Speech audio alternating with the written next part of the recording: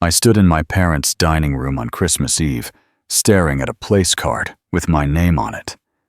The moment felt surreal, like someone had pressed pause on reality and left me standing alone in the frame. There were 2 tables set up.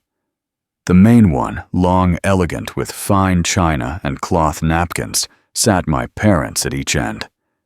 My older brother Chris was there with his wife Amy.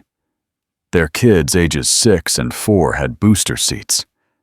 Then there was the other table, smaller, off to the side, with plastic placemats shaped like reindeer and little cups meant for juice boxes. And apparently, that's where I belonged. I picked up the place card. My name was written in neat cursive Maya, just to confirm I wasn't hallucinating. I turned it over, half expecting some kind of explanation on the back. There was nothing. My mom came around the corner carrying a casserole dish. She looked at me, then at the table, then back at me. Her smile didn't waver. "Oh, honey, it's just easier this way," she said, setting the dish down. "The kids need supervision, and Chris and Amy are so busy with their families." I stared at her. 30 seconds of silence stretched between us. I was 28 years old. I had a job managing millions of dollars in projects. I had a corner office. But apparently, I couldn't be trusted to sit at the adult table without causing structural problems. "Mom," I said very quietly, "are you serious right now?" That's when something shifted. Standing there holding that place card, I realized something I should have understood years ago. This wasn't an accident. This wasn't a mistake or an oversight. This was deliberate. Let me back up. To understand why I was standing there holding a place card like some kind of sick joke, you need to understand my family. I'm the youngest of 3. My brother Chris is 32. My sister-in-law Amy is 30. They got married when Chris was 24. It was the kind of wedding my parents had dreamed about their whole lives. Church ceremony, reception at a country club, the works. Within 2 years, Amy had 2 kids. My parents treated this like Chris, and Amy had discovered the cure for cancer. Chris works in sales. He's good at it. But the way my parents talk about him, you'd think he'd single-handedly saved the economy. Amy stayed home to raise the kids, and my parents see her as some kind of saint. They mention her parenting skills constantly. Amy is so organized with the kids' schedules. Amy makes homemade baby food. Amy really has it all figured out. Meanwhile, I went to college, got my degree, climbed the corporate ladder, and became a senior project manager at a mid-sized firm. I manage a team of 8 people. Last year, I closed a $2 million contract. I make 6 figures. I live in the city in my own apartment, and my family sees me as incomplete.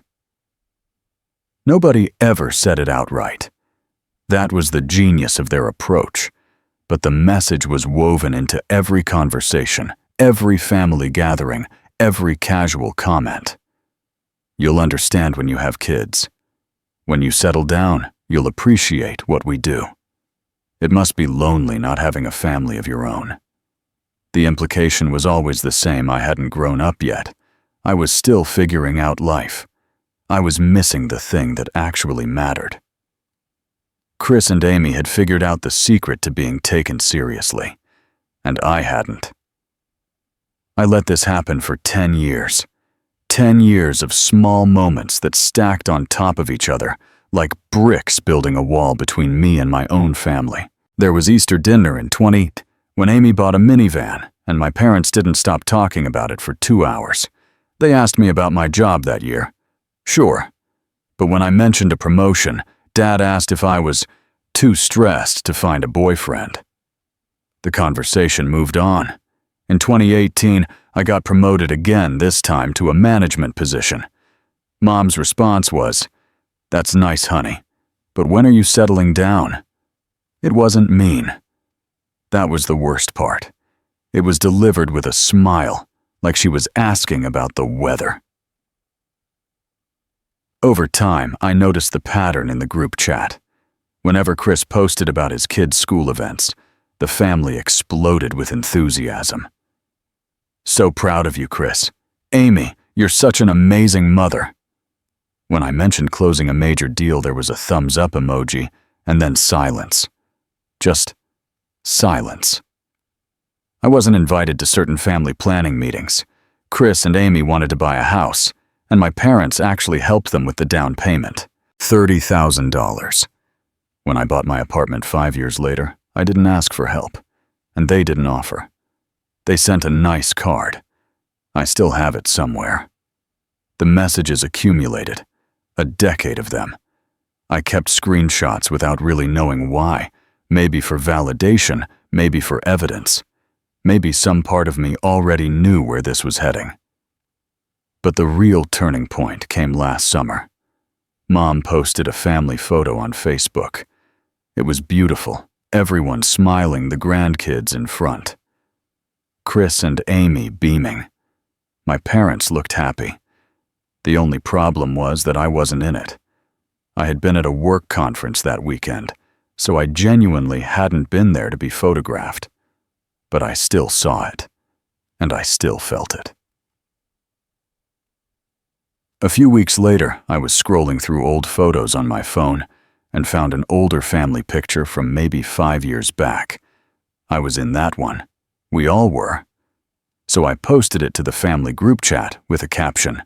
Remember when? 3 little words, a simple question, nostalgic even. Mom reacted with a sad emoji, then hurt emoji, then a crying emoji.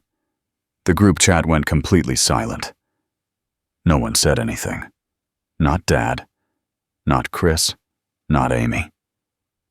Just emojis that made it clear I had done something wrong by reminding everyone I existed.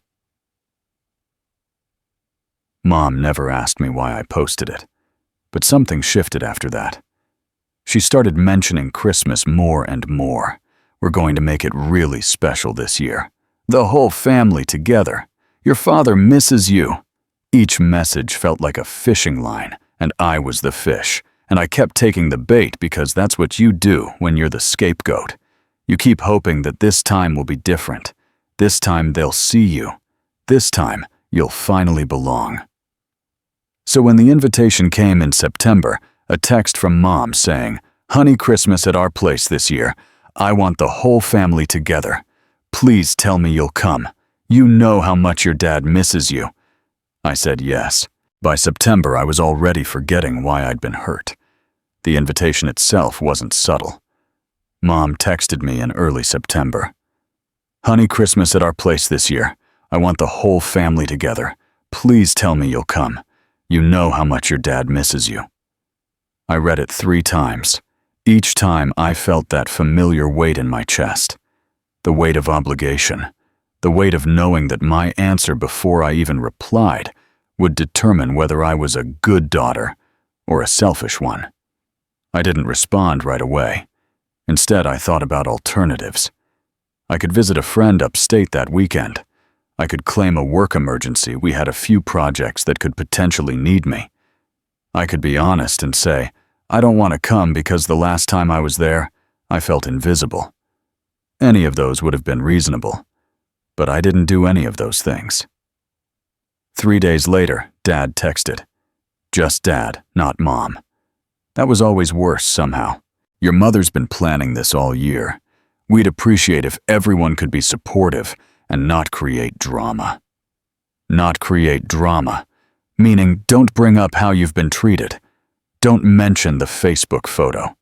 Don't point out that you're never invited to family meetings. Don't make Mom uncomfortable by existing in a way that challenges her narrative. And there was something else in his message too. Something unspoken, but very clear. An implication. If you don't show up, you're the problem. If you skip Christmas, you're the one breaking up the family. You're the selfish one. You're the difficult daughter. I called him that night. I don't know why.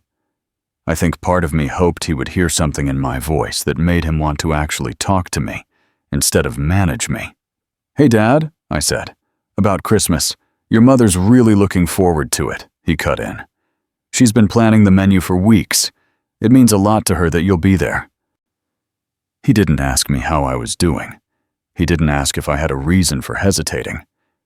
He just made it clear that my presence was a transaction. I show up, Mom is happy. I don't show up. I'm responsible for her disappointment. "Yeah, Dad, I'll be there," I said. "Great," he said. "She'll be thrilled." We said goodbye. I hung up the phone and sat in my apartment staring at the wall. I had just committed to spending Christmas with a family that had spent 10 years making me feel like I didn't belong. And I'd done it because of 2 text messages and the fear of being the bad guy. That's the thing about being the scapegoat in your family. You're always trying to prove you're not the villain. So you keep showing up. You keep trying. You keep hoping that this time will be different. I didn't know it yet, but this time it would be. Just not in the way I hoped. I didn't sleep much that night. I kept thinking about that place card, about the way Mom had said it so casually, like assigning me to the kids' table was just logistics, not a statement about my worth. Around midnight, I heard my parents' bedroom door close. The house got quiet. I waited another 30 minutes. Then I went downstairs to the kitchen. Mom was still there, cleaning up from dinner prep. She was loading glasses into the dishwasher, humming to herself. She looked up when I came in. "Can't sleep?" she asked, smiling like we were about to have one of those nice mother-daughter conversations you see in movies. "I need to talk to you about tomorrow," I said. I kept my voice level. Calm, not accusatory. "About the seating arrangement." Her smile didn't change, but something shifted in her eyes. She set the glass down. "Why am I sitting at the kids' table?" I asked. "Oh, honey," she said, and the tone of her voice made it clear she'd already prepared this answer. "We thought it would be fun for you to help supervise the kids during dinner. They listen to you." "I'm 28 years old," I said. "I have a job. I manage people. I shouldn't be supervising anyone's kids at a family dinner." Mom's face hardened just slightly. "Well, if you're going to be difficult about it, we can move you. But I don't see why you're making such a big deal out of this." There it was. The redirect. The implication that my objection was the problem, not the seating arrangement itself. I stood there for a moment looking at. She went back to loading the dishwasher like the conversation was over. It wasn't over. But I could tell that continuing it would only make me the villain in her story. So I went back upstairs. I didn't know it then, but Mom had already told Dad what happened, and Dad had already told Chris. By the time I woke up the next morning, the family group chat was a minefield. I saw the first message from Dad at 7 in the morning. "Your mother works hard on these dinners. We'd appreciate if everyone could be supportive and not create drama." Then Chris. 20 minutes later, "Honestly, the kids love having their aunt. I don't see the problem. It's not like we're trying to exclude you." Then Amy an hour after that. "Maybe you're just stressed about the holidays. Family stuff can be a lot." 3 messages, 3 different angles, but they all said the same thing. "You're the problem. You're being difficult. You're creating drama. You're too sensitive." I read them sitting on the edge of my single bed in my temporary room, and I felt something shift inside me. Not sadness, not hurt. Something clearer than that. I opened my phone and found the folder I'd kept. Screenshots. Dozens of them. Texts from my mom and dad going back years. You'll understand when you settle down. Chris really has his life together. Amy is such a good mother. When you have your own family, you'll get it. Text after text after text, each one a little brick in the wall they'd been building between me and them. I scrolled through them. Some I hadn't thought about in years. Some were recent. All of them painted the same picture I was incomplete. I was the problem. I was the one who didn't belong. Hours later, sitting in that room with my phone in my hand, and my family's words surrounding me like evidence at a crime scene, I made a decision. I was going to speak at dinner. I was going to say this out loud, and I was going to do it calmly. Not with anger, not with tears. Just with facts. Just with truth. I wasn't nervous anymore. I was clear. And clarity I was learning was scarier than anger because it left no room for the other person to dismiss you as emotional. I looked at the clock. 3 hours until dinner. I was ready. The formal Christmas dinner started at 7 o'clock. My parents had gone all out. Fine china, cloth napkins folded into swans, a centerpiece of pine branches and white candles. The kind of dinner that gets photographed for the Christmas card that will be sent to everyone they know. I sat at the kids' table. The booster seats were empty. The kids were with a babysitter for the first hour, while the adults had appetizers, but the message was still clear. This is where you belong. The first 20 minutes were pleasant. Dad poured wine. Mom brought out shrimp cocktail. Chris talked about a new client he'd landed. Amy mentioned the kids' winter concert coming up. My parents laughed at their stories, asked follow-up questions, made them feel like their lives mattered. I sat at my small table with the plastic placemats and said nothing. Then there was a lull. Maybe 30 seconds where no one was talking. Everyone was eating. The background noise of the house, the hum of the refrigerator, the crackling fireplace in the next room suddenly seemed very loud. I stood up. The sound of my chair scraping back made everyone look at me. I was still at the kids' table. I was standing up from the kids' table. Everything about the image was wrong, which meant everything I was about to say would be impossible to ignore. I need to say something, I said. My voice was steady, and I need you to hear me. Mom set her fork down. Dad's expression shifted from pleasant to cautious. Chris and Amy exchanged a glance. I held my phone in my hand. Not aggressively. Just held it. I'm 28 years old, I said. I'm a senior project manager. I earn 6 figures. I manage 8 people. Last year, I closed a $2 million contract. But in this family, I'm treated like I don't count unless I'm married with kids. And I've let it happen for years because I wanted to believe it was just how families are. But it's not. It's a choice you're making. I paused. No one moved. In July, Mom posted a family photo on Facebook. I wasn't in it. I had been at a work conference, so I genuinely wasn't there. But I saw it, and I felt it. A few weeks later, I found an old family photo from 5 years ago, one where I was actually included. So I posted it to the family group chat and wrote, "Remember when Tita?" I let that sit for a moment.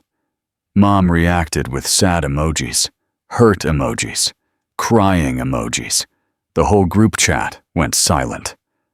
No one acknowledged what I'd done, except to make me feel like I'd done something wrong by reminding everyone I existed.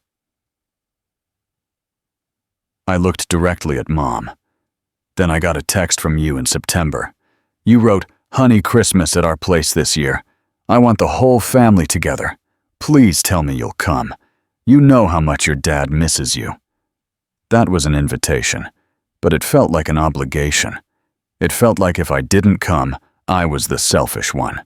I opened my phone and scrolled to my screenshots folder.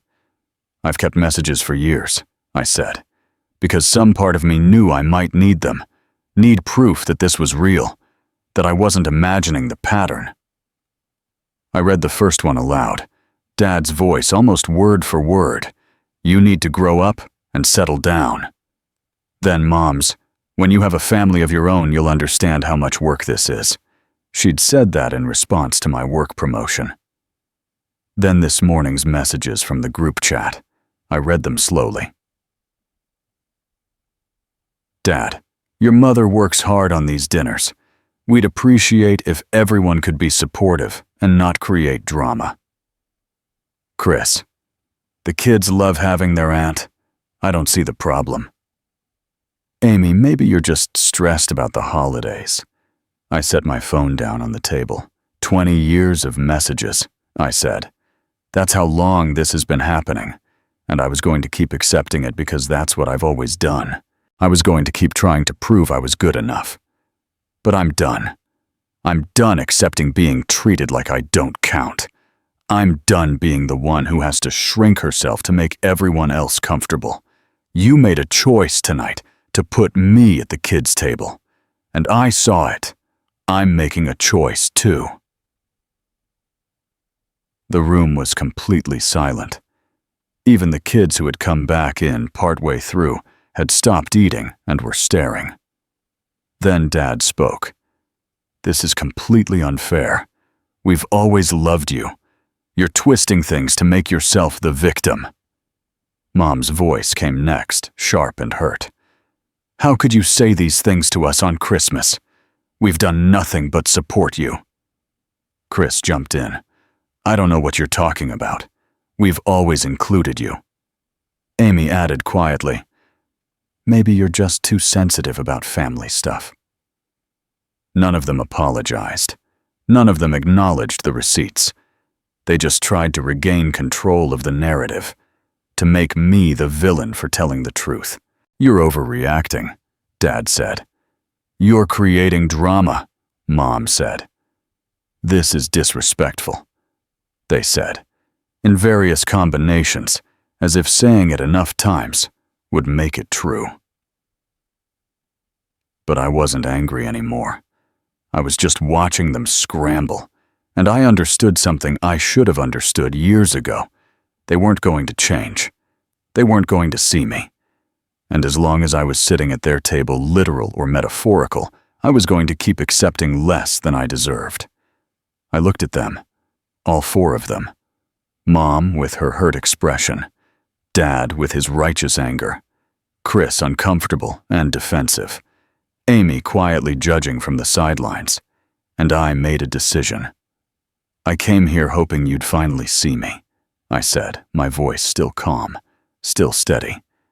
But you can't see me, because seeing me would mean admitting you've been wrong, and you're not ready for that. So I'm going to do something I should have done years ago. I'm going to choose myself. Then I walked out of that dining room. I didn't run. I didn't storm out with dramatic flair.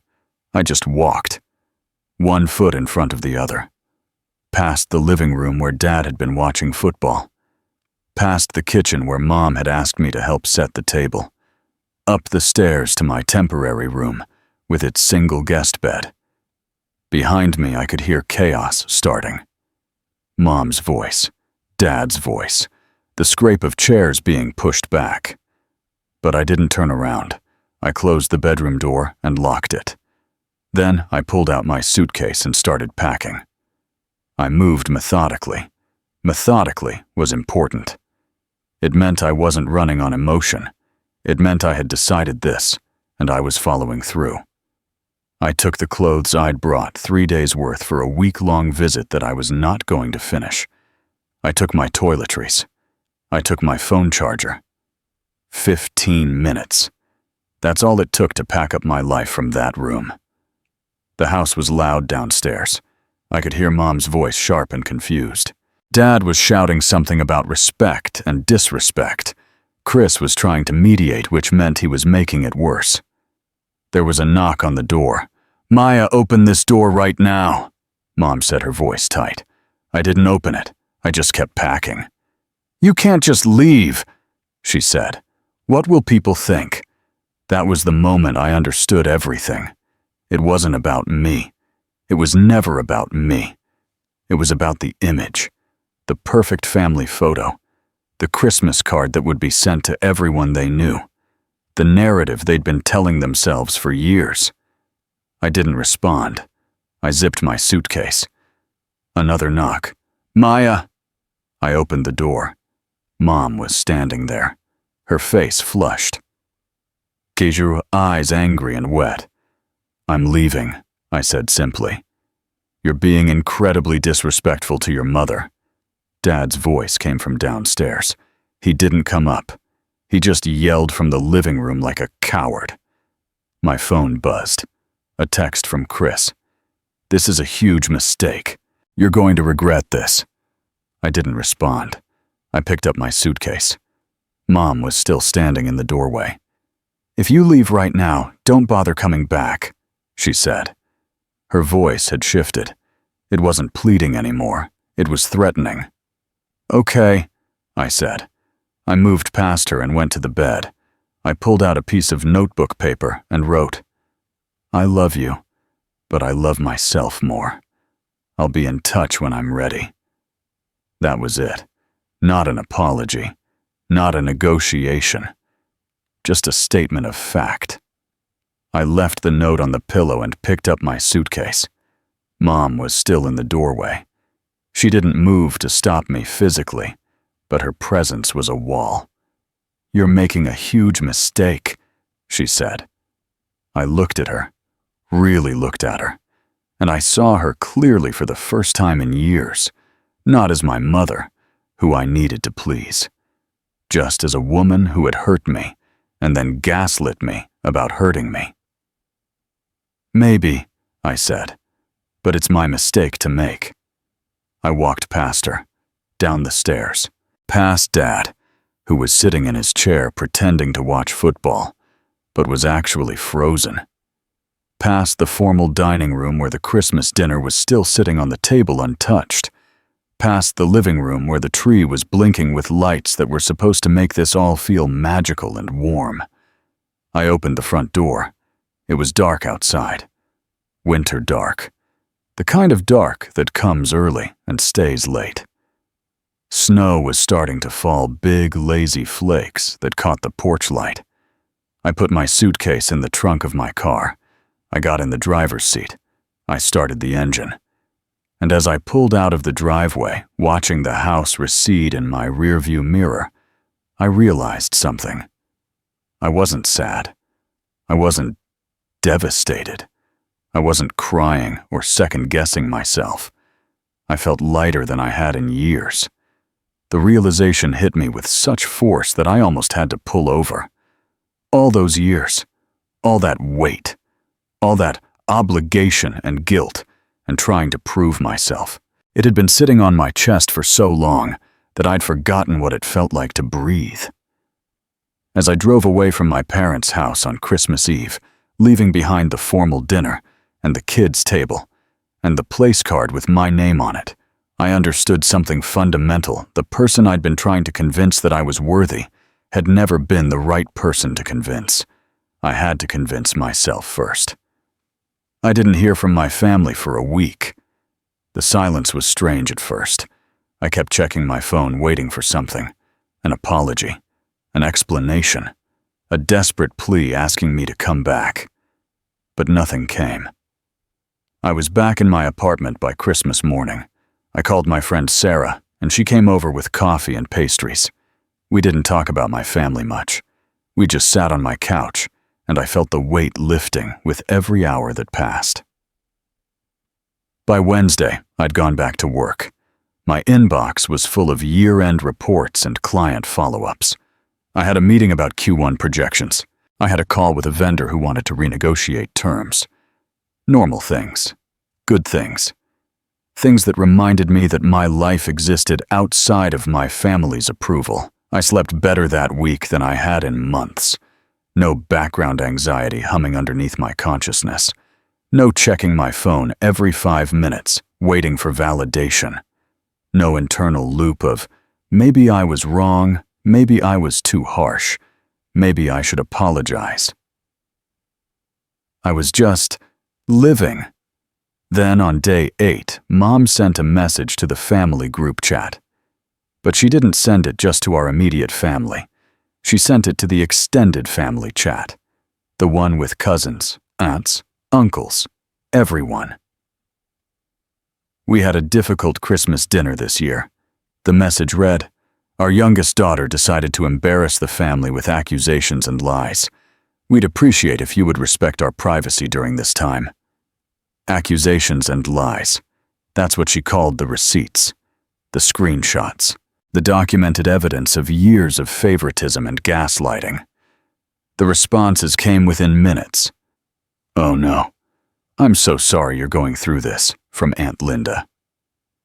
"Sending you love and prayers," from Uncle Mark. My cousins texted me, "Hey, what's going on with your parents? They seem really upset." The narrative had shifted. My family had turned themselves into the victims. And once again, I was cast as the villain. I read Mom's message 3 times, and I understood something in that moment. The silence hadn't been reflection. It had been strategy. They were regrouping, controlling the story, making sure that everyone knew to feel sorry for them. The gaslighting didn't stop when I left the house. It just found a new audience. I sat with that realization for 2 days, and then I did the only thing I could do. I wrote an email. Not to the family group chat, not where everyone could see it and feel obligated to take sides. Just to the 4 of them, Mom, Dad, Chris, and Amy. I'm not going to argue about what happened on Christmas. What I said was true, and I have the receipts to prove it. But I'm not going to litigate it anymore. What I will say is this: until you can acknowledge how I've been treated and genuinely apologize, I'm not going to engage. This isn't punishment. It's self-preservation. I love you, but I love myself more. And I'm done accepting less than respect. I'll be in touch when I'm ready. I read it once. Then I hit send. I didn't wait for responses. I didn't read them when they came. I put my phone on silent and went for a walk. I came home and made dinner. I called Sarah, and we watched a movie. And that was that. 3 words that defined my boundary self-preservation. Not revenge. Not punishment. Not rage. Just the simple, powerful act of removing myself from a situation that was hurting me. The truth is, I didn't know if my family would ever apologize. I didn't know if they'd ever see what they'd done. I didn't know if someday, years down the line, one of them would reach out and actually acknowledge the pain they'd caused. But I had learned something more important. I didn't need them to in order to be okay. 3 months passed, 90 days of silence, 90 days of not checking my phone for messages from my family, 90 days of my life expanding into the space they used to occupy. I got a promotion. My company recognized the work I'd been doing, and they gave me a new title and a raise that made me smile in a way I hadn't smiled in years. I started dating someone who saw me completely not as a future wife or potential mother, but as a person worth knowing right now. I spent more time with Sarah and my friends. We had coffee. We went to movies. We talked about things that mattered to us. I slept well. I laughed easily. I didn't feel that background weight anymore. Then 3 weeks ago, Dad sent a message. Just one. "Your mother misses you. We both do. Can we talk?" It was an opening, but it wasn't an apology. He didn't say we were wrong. He didn't say we're sorry. He just said that Mom missed me and they wanted to talk. I read it, and then I set the phone down. I didn't respond for 2 days, and that was the most powerful thing I did, because the old Maya would have jumped to answer, would have apologized for her part in the conflict, would have been desperate to fix things. But I wasn't that Maya anymore. When I finally responded, I kept it simple. I'm open to talking, but not until you're ready to listen. I'm not interested in pretending this didn't happen. I didn't say when that would be. I didn't offer to fly home for Easter or Mother's Day or any of the family holidays. I just set the boundary and waited to see if they would actually respect it. Last week I got an invitation to an Easter dinner. Not from my family. From Sarah's family. They're not my blood relatives, but they've become something else over the years. People who actually see me. Sarah's mom pulled me aside when I arrived. "We're so glad you're here," she said. "Please sit at the main table with us." Not because I had a ring on my finger. Not because I had children. Just because I was there. And I mattered. I sat down at that table, and I thought about Christmas. About the kids' table with its plastic placemats and booster seats. About the place card with my name on it, assigning me to a lesser space. And I smiled. Not with sadness or bitterness. With relief. With the knowledge that I would never sit at a table like that again. Not unless I chose to. You know what I learned that Christmas? The best table is the one you choose for yourself.